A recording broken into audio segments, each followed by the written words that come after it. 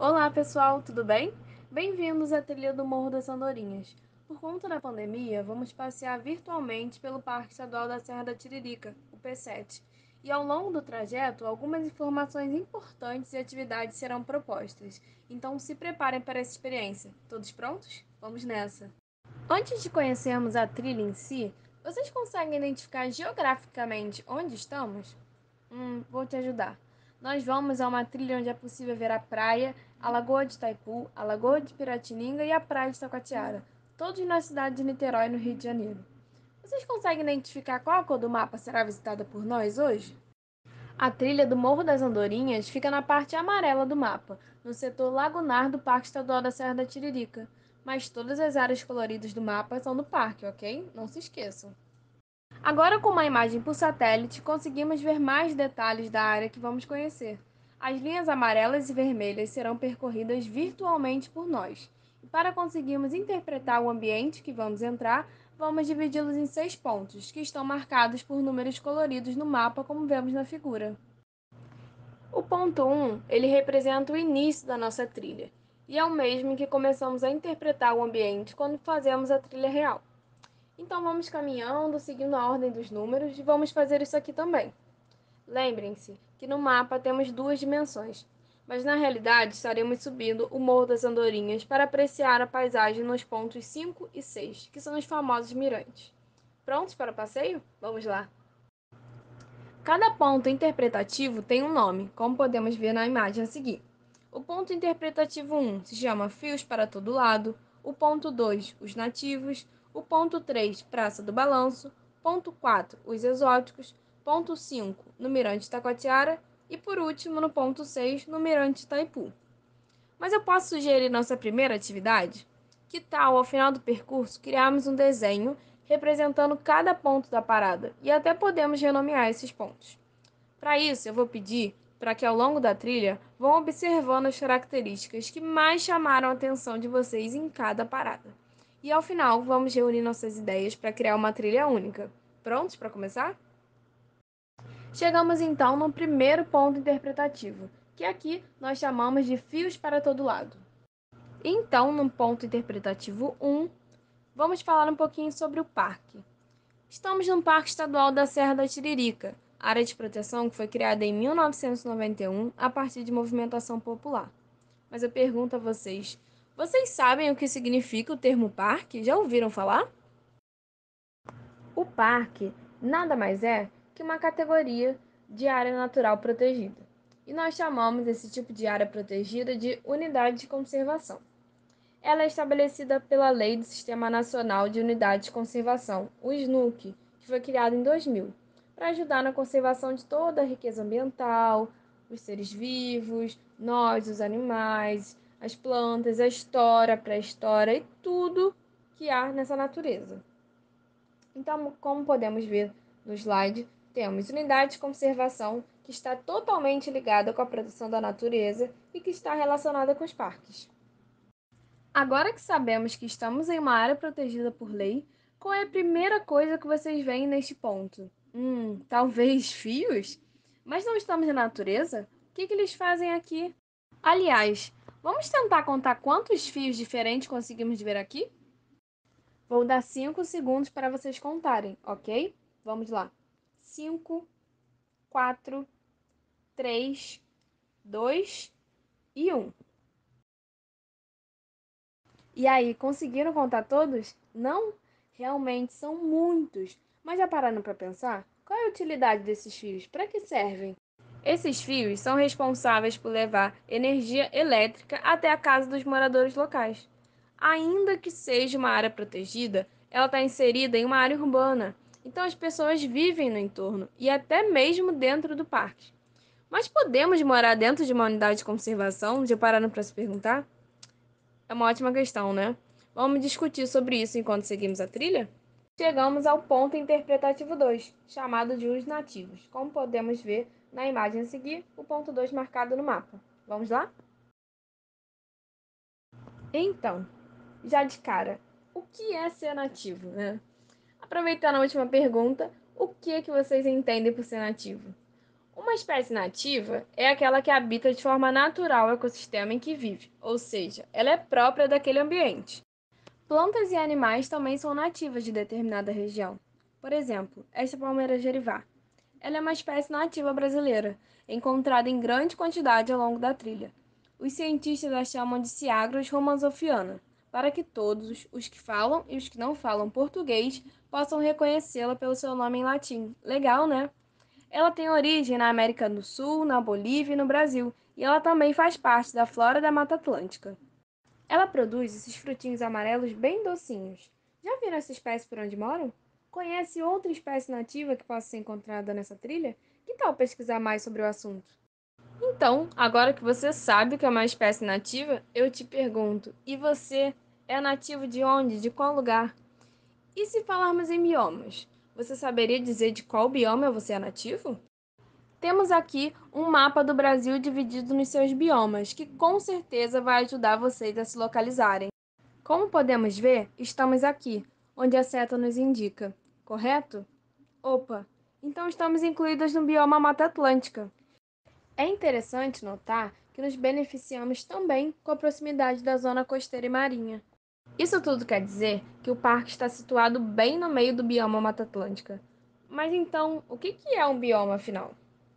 O bioma, na definição do Instituto Brasileiro de Geografia e Estatística, o IBGE, é o conjunto de vida, tanto vegetal quanto animal, definida pelo agrupamento de tipos de vegetação contíguos, identificáveis em escala regional, com condições geoclimáticas similares e história compartilhada de mudanças, resultando em uma diversidade biológica própria. Os cientistas falam de uma forma complicada, né? Vamos simplificar. Os biomas aparecem em regiões com clima, solo ou altitude parecidos. Por conta disso, a vegetação terrestre ela acaba ficando semelhante. Então, se você está numa região mais seca do centro do Brasil, pode ser o Cerrado. Em uma região mais úmida do norte, pode ser a Amazônia. Então, depois disso tudo, você consegue descrever a floresta próxima da sua casa? Como podemos perceber nas imagens, com alguns dos biomas brasileiros. Chegamos ao ponto interpretativo 3, chamado de Praça do Balanço. Vamos seguir? Observe com atenção. Como você descreveria este ambiente? Qual elemento chama a atenção de vocês nesse ponto? Nessa figura, eu só vejo balanços. E vocês? Voltamos à questão do primeiro ponto interpretativo. Podemos morar dentro de um parque? As terras dos parques são de domínio público e não podem existir propriedades privadas. No entanto, as únicas pessoas que podem morar lá são as pertencentes às comunidades tradicionais. E no caso do P7, a comunidade tradicional do Morro das Andorinhas é um exemplo. A lei que estabeleceu os limites definitivos do parque, que aconteceu lá em 2007, permitiu a permanência desses moradores tradicionais. E as leis asseguram o direito de permanência a pessoas que residem há mais de 50 anos em unidades de conservação e que dependem do ecossistema para viver. Chamamos elas de populações tradicionais, que na verdade são populações humanas nativas do lugar, pois estão lá há bastante tempo e se adaptaram a viver no bioma. Agora, vamos refletir. Existe diferença entre o hábito de vida dos moradores daqui e os que vivem fora do parque? Você pode pensar em como a vida pode ser diferente por lá. Essa resposta pode te ajudar no final da trilha. Então, chegamos ao ponto interpretativo 4, aqui chamado de os exóticos. É o ponto que está marcado em vermelho.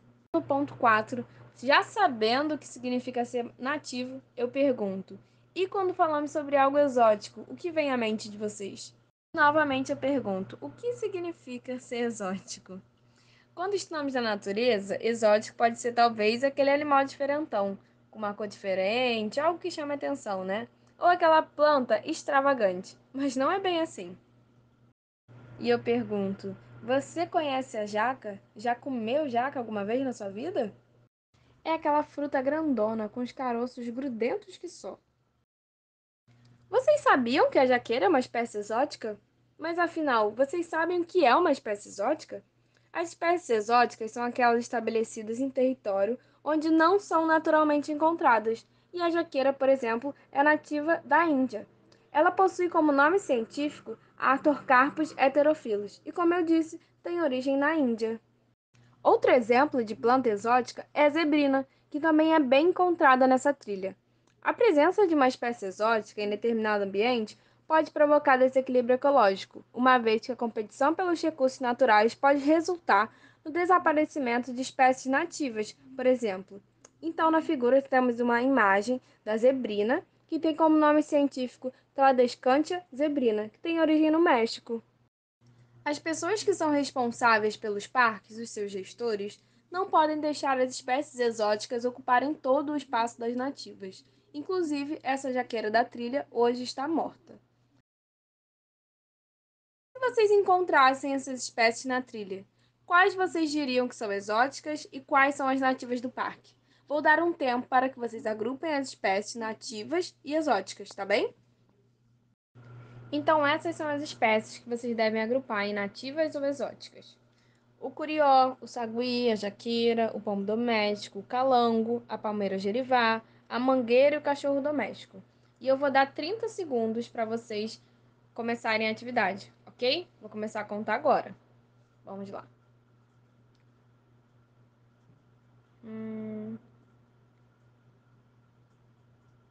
Já se passaram 10.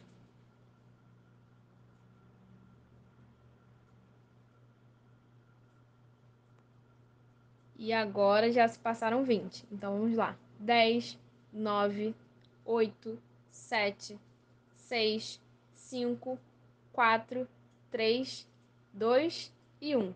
Vamos ao gabarito?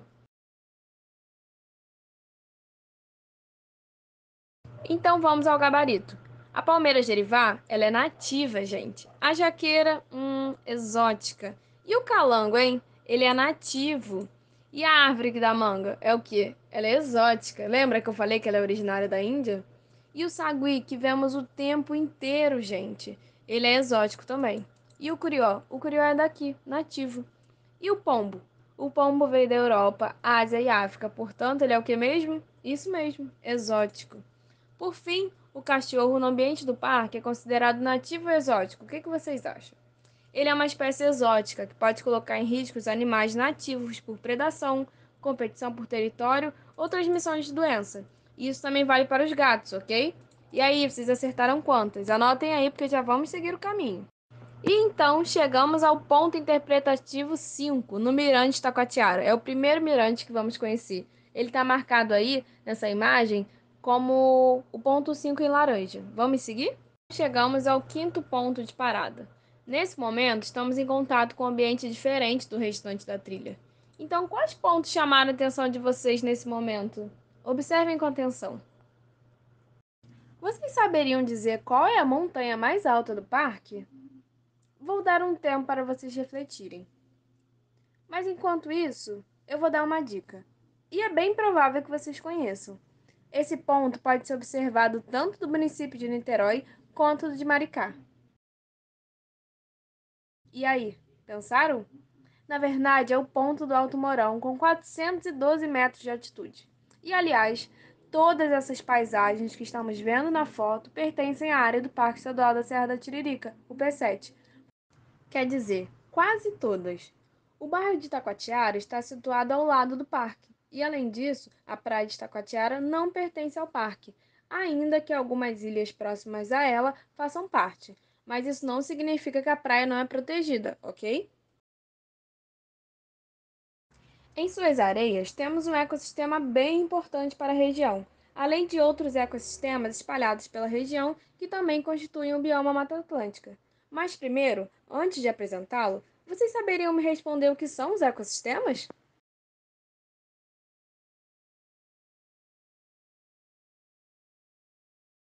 O ecossistema, ele consiste em um ambiente formado por elementos vivos, que são os fatores bióticos, como os animais, como as plantas, em conjunto com elementos não vivos, os fatores abióticos, que são, por exemplo, a luz, a água, temperatura e suas interações.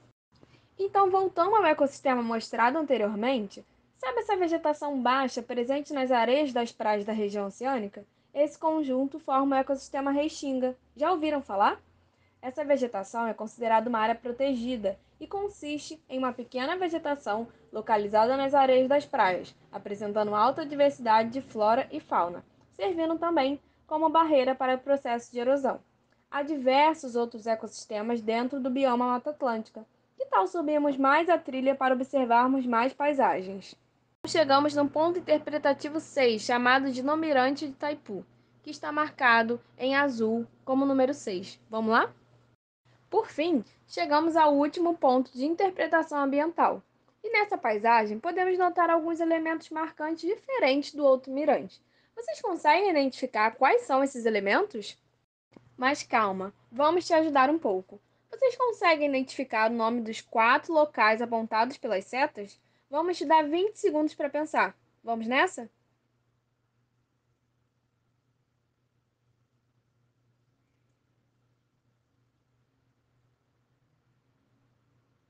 E aí, faltam 10. Vamos lá? 10, 9, 8, 7, 6, 5, 4, 3, 2 e 1. Pronto. Vamos ao gabarito? Na primeira seta, vemos a praia de Itaipu, conhecida pelas águas calmas e pela grande beleza cênica, além de proporcionar ao visitante contato com animais, como as tartarugas, e o contato com o modo de vida dos pescadores. Seguindo na praia, chegamos à Praia de Camboinhas, onde atrás há um morro, que na verdade é a Duna Grande de Camboinhas. E por fim, a Laguna de Itaipu, o ambiente que separa a Praia de Itaipu e Camboinhas, possuindo ligação com o mar, o que difere de uma lagoa que não tem ligação. E aí, acertaram? E nesse momento, eu quero que vocês contemplem a paisagem, essa paisagem linda, né? E parem para analisar. Será que essa região sempre foi assim? Quais foram os primeiros povos a desbravar esse ambiente? Vocês arriscam dizer? Vou dar uma dica. Olha ali. As dunas têm tudo a ver com esse assunto. E que tal chegarmos mais pertinho para ver? Esses morros são nada mais, nada menos que aglomerados de conchas, pedras e outros objetos deixados por povos que moraram em nosso território há muito tempo e foram cobertos por areia, formando a Duna Grande. Esses lugares são chamados sambaquis, e o nome é uma herança da língua indígena tupi, que significa amontoado de conchas. Mas esse povo chegou antes dos indígenas encontrados pelos portugueses quando chegaram aqui. Esse povo era chamado de sambaqueiro, e as pessoas viviam da pesca e completavam sua alimentação com a caça, mariscos, frutos, sementes e vegetais. E os vestígios contam uma história de vida no nosso litoral de cerca de 8.000 anos atrás, é muito tempo. Mas qual será a intenção da criação desses amontoados de conchas? Essas perguntas ainda intrigam os cientistas, porém, pesquisas recentes demonstram que os sambaqueiros realmente realizavam essas atividades de forma intencional, relacionados até com cerimônias de enterro. Por isso, foram encontrados até restos humanos aqui na Duna Grande. Super interessante, não é mesmo? E afinal, o que houve com esse povo? Os sambaqueiros foram extintos e até hoje não sabemos qual o fator determinante para seu desaparecimento. Porém, existem algumas hipóteses. A fossilização de todo o material que restou desse povo na região da Duna Grande impediu a decomposição, permitindo que hoje eles sejam estudados. E há um acervo desses materiais preservados no Museu de Arqueologia de Itaipu, o MAI, então vale a visita. Porém, ainda que os sambaqueiros, esse povoado pré-histórico do litoral, tenha desaparecido, algumas atividades continuam fortes na região, como por exemplo a pesca. Tanto que há inclusive mais uma unidade de conservação nessa região, criada justamente por isso. Já ouviram falar no nome Resex? Resex significa reserva extrativista. E na região oceânica temos a Reserva Extrativista Marinha de Itaipu, que abrange toda a área marinha das praias de Taquatiara, Itaipu, Camboinhas, Piratininga e Lagoa de Itaipu, como mostrado em amarelo no mapa. Ela é também uma área protegida e foi criada recentemente, no ano de 2013, com o intuito de proteger a região marinha de Itaipu e preservar as comunidades tradicionais do entorno, com ênfase na comunidade de pescadores que usufrui desse ambiente para a subsistência. Aliás, em Itaipu ainda se encontra a Vila de Pescadores de Itaipu, criada desde 1921 e que hoje leva o nome de Colônia de Pescadores Z7. Vale a visita, hein? E lembram que eu falei que as praias são protegidas? Então, em termos de unidade de conservação, se você anda, está no P7. Agora, já se você nada, está na Resex. Assim fica mais fácil de lembrar, né? Bom, pessoal, depois de percorrermos todos os pontos até aqui, espero que tenham gostado de conhecer a trilha do Morro das Andorinhas. E para finalizar, como cada olhar na trilha é uma experiência única, que tal fazer uma trilha só sua? Então, utilizando um papel A4 ou rascunho, que tal criarmos um desenho que represente cada ponto interpretativo? Vamos nessa? E quanto aos nomes dos pontos? Acham que tem nomes mais legais para cada ponto interpretativo? Coloquem ao lado dos novos desenhos e ao final vamos ver qual a visão que cada um tem da trilha. Mas antes, para ajudar a refrescar a memória de vocês, que tal refazermos a trilha de uma forma diferente?